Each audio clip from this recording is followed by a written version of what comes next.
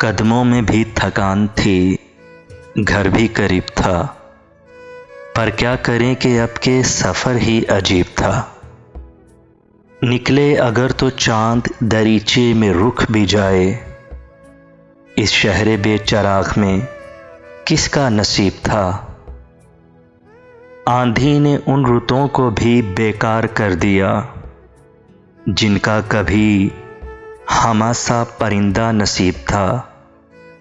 कुछ अपने आप से ही उसे कशमकश न थी, मुझ में भी कोई शख्स उसी का रकीब था। पूछा किसी ने मोल तो हैरान रह गया, अपनी निगाह में कोई कितना गरीब था। मक्तल से आने वाली हवा को भी कब मिला ऐसा कोई दरीचा के जो बेसलीब था। पर क्या करें कि अब के सफ़र ही अजीब था। कदमों में भी थकान थी, घर भी करीब था।